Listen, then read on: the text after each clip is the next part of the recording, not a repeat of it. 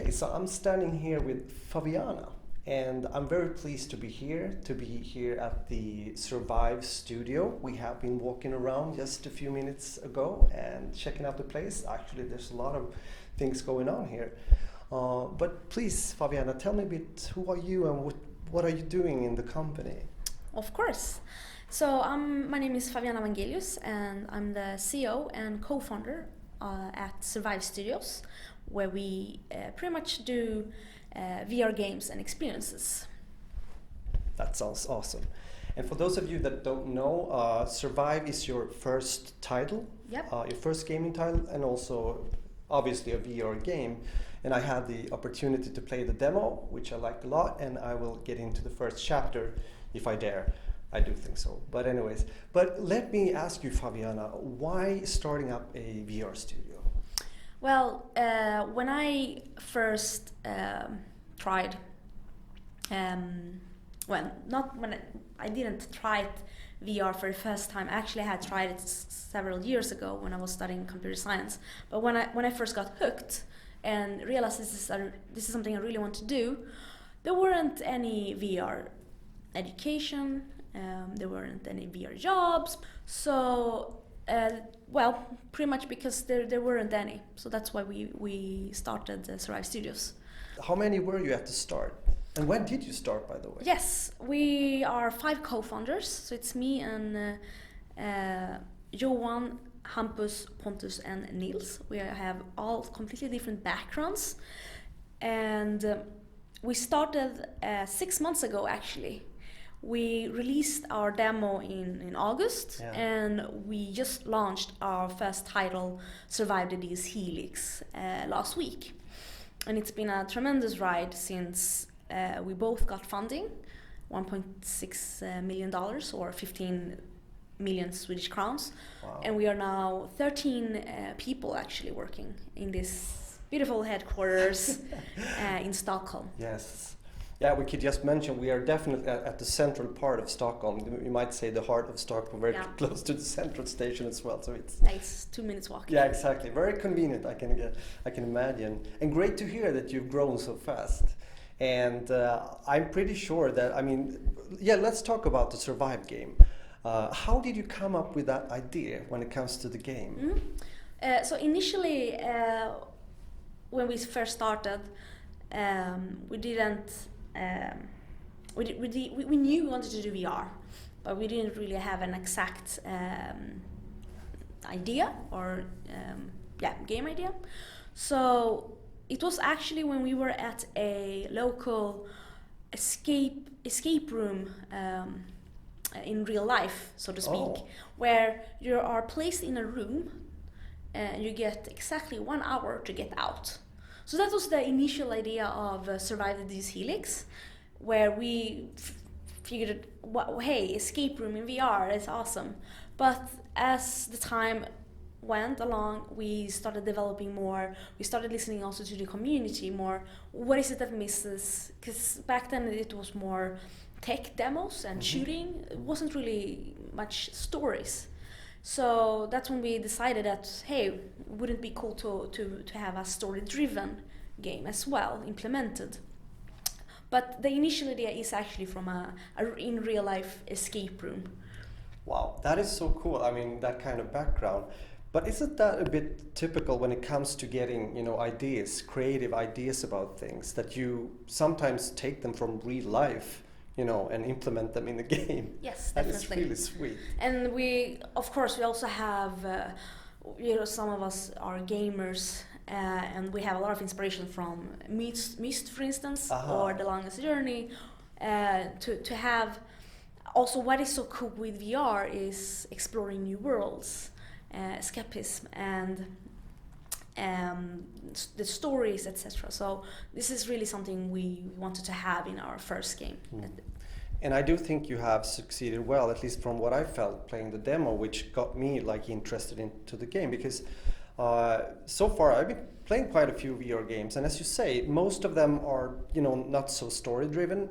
They're mainly more arcade-ish kind of games. They can be fun to play, absolutely, and the experience of VR is very special. But again, short time. Except short Then time. Jay gets kind of tired with it. Yeah. After maybe some few minutes. True. Okay, I've shot, and now where to continue? So this is at least something we wanted to work with. But then we're seeing a bunch of other VR games popping up with the stories and more in depth, which is something we really are excited about. Yeah, I agree. I mean, with that said, definitely the VR scene is growing fast. I mean, I can see just compared to a few months ago, there's much more games out there, and can definitely see more companies coming up. And I think, as usual, when it comes to the development of new ideas and new games, it's really important with all these, smaller studios coming up, independent, can try out things. As you said, you were in this room and got this idea of the game. So with that said, I think that's really beautiful. Yeah, and also we all know that the AAAs and the bigger ones are coming with their own. So it's really nice to be in the beginning, in the essence before that as well. Yeah, I think that's a good strategy, because I believe, or that is actually a question to you. Where do you think the VR scene is about 1, 2, 3 years from now? Oh, well, it's definitely has grown bigger, and I don't know if you know, but I think you do. Some days ago, it was announced that this year's Christmas gift is VR headsets in Sweden. So that helps, of course. We are really happy about that. But there's so much going on. Yeah. I mean, we have Facebook, Oculus, HTC Vive, we have Samsung, Google with their Cardboard and Daydream, Sony PlayStation VR. There is so many more. The biggest tech companies. Microsoft announced just a couple of months ago that they are also having their own VR headsets. Oh. So not AR Microsoft HoloLens, but a specific VR headset together with other companies. Oh, so this is happening a lot of things. Also, Starbreeze is having their own. Right, okay. They're working with eye tracking. I mean, there's a lot of things going on. Mm-hmm. So we're definitely gonna see more of that. VR is not going to disappear, at the very least. No. Then who wins this hardware war, if I must say? It really, I'd say it depends both content. It's this is where we can come into this, where we create the content. But also the prices, because right now it's very, very expensive. It is. To buy them. But as we know, throughout all history, technological history, both price has shrunk, and also it has become even better. I mean, if you look back just a couple of years ago with both mobile phones and computers, they were both too expensive and they were not as good. Yeah. So we do know it's gonna be better, and I really am happy to see happening a lot of things. We have VR meetups that are being completely full, people that are being very interested, consumer curiosity, media hype. Yeah, right. And also another thing is that helps is investors. A lot of money being poured into this. So definitely a lot of more of this we're gonna see. Maybe in different ways. We're gonna laugh about HTC Vive's bulky and with the cable, etc. It's like, because I mean it's the baby boom. It's in the beginning. Yeah, true. But that's with all technology. So for me, it sounds as a great opportunity for a lot of people now that are interested in getting into the gaming industry. I'm also thinking about, we all have a beginning, we all have a start. I mean, you've had yours as well, and a good opportunity to get into the VR gaming industry and community. Yes, right? Definitely, and something I really love with this VR market is that everyone is so helpful. Like, we have this community, we help each other out, and that is something that will help for sure, because why see each other as competitors when we can see each other as colleagues instead? We here at where we are now, where our office is Svrvive Studios, we have other VR studios ranging from gaming to architecture, and we help each other out here at the co-working space. But I don't know if in a couple of years we might see it differently, but it's particularly now in the beginning, we're all in the same boat essentially. We all need VR to work and to reach the mass market. And the only way we're gonna be able to do that is if we help each other out. I think that's a good saying. And again, also being in an environment as talking about the workspace, because you and I had a walkabout before, and I saw all these, different kind of smaller companies and studios working in the same building or the same actually floor. And from your perspective, you also told me that you guys, Svrvive, has also started another studio. Yeah. Tell me about it. Yeah, Logtown Studios, where we are, how to say, sister? Yeah, how do you say? Sister company. Yes.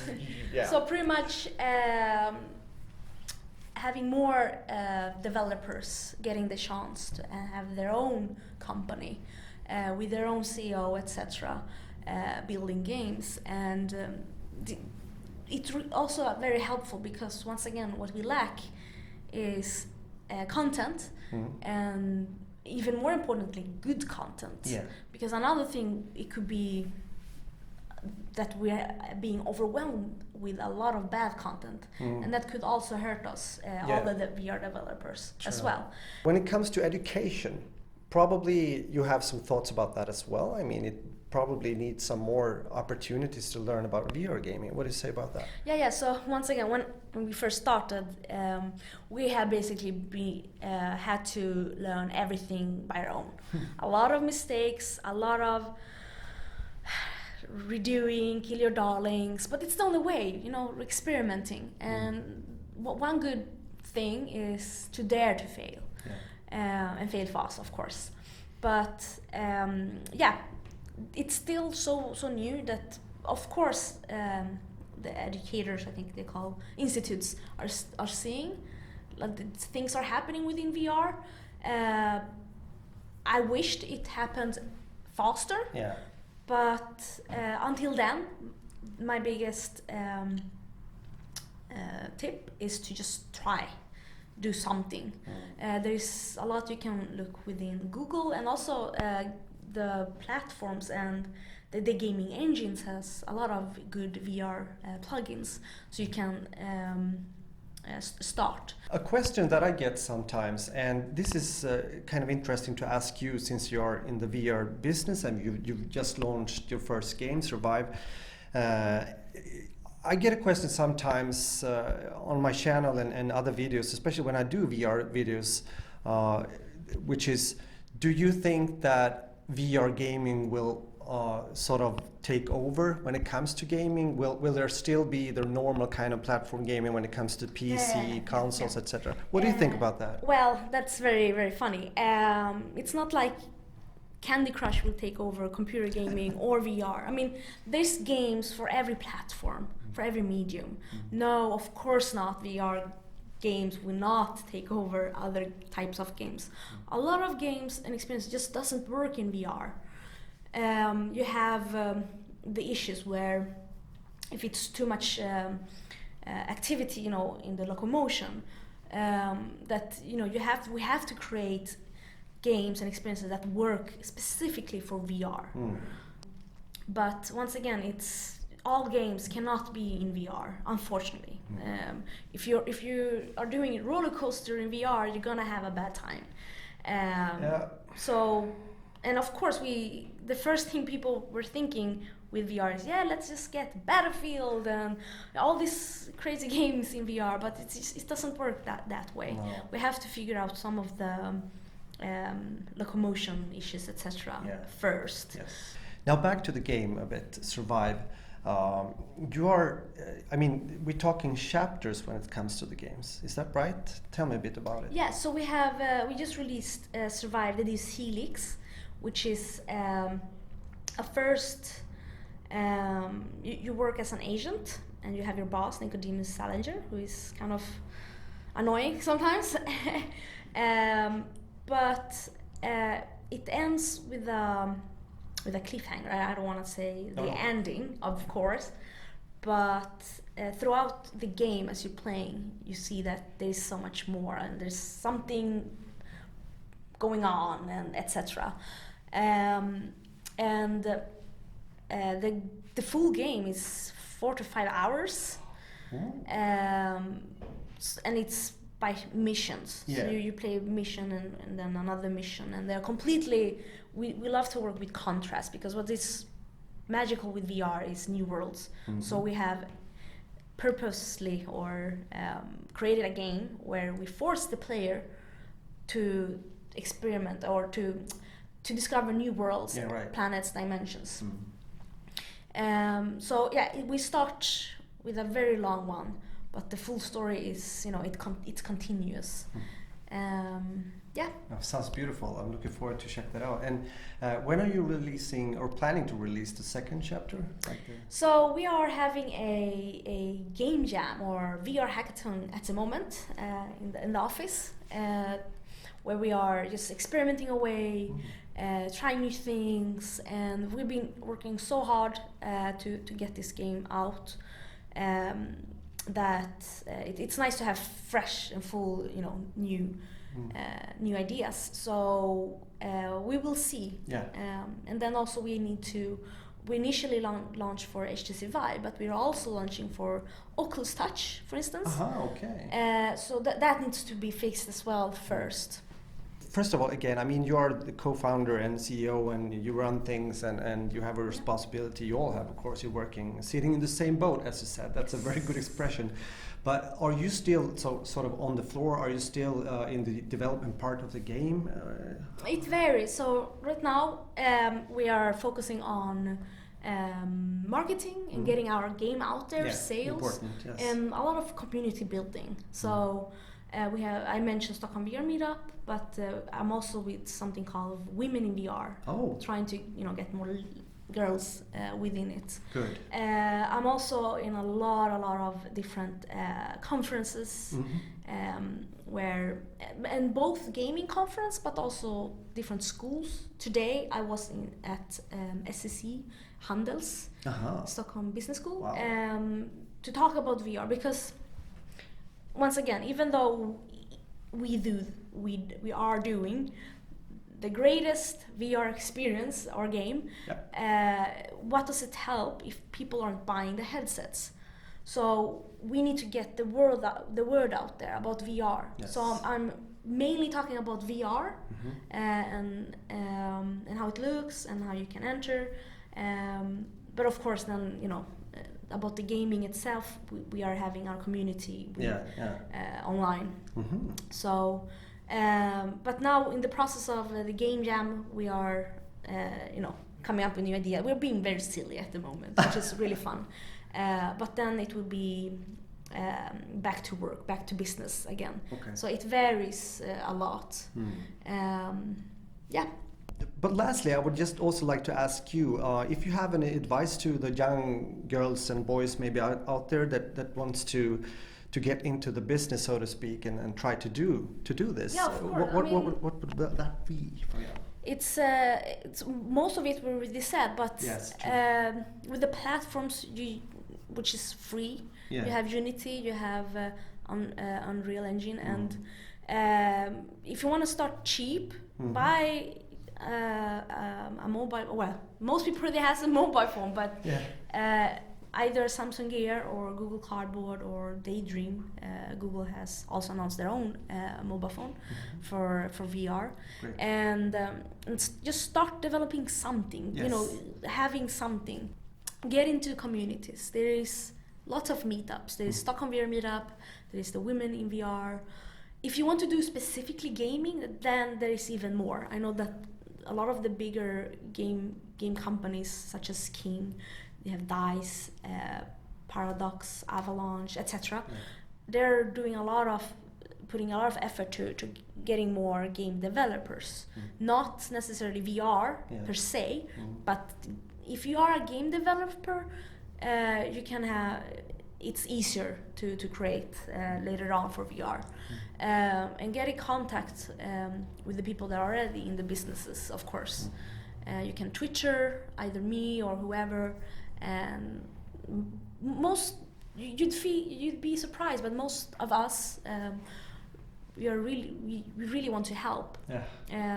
So it's just nice and fun to be able to help. And also you can, if you're in school, you can ask either a teacher or a headmaster, hey, can we get this game company or can we get this VR company or whichever to come and talk? And just raising the question pretty much. Again, there's a lot of opportunities for people to get into the industry if they have the urge to do so and a passion for what they're doing and everything. Yeah, so do like me. If it doesn't exist, create it. Yeah, there you go, create it.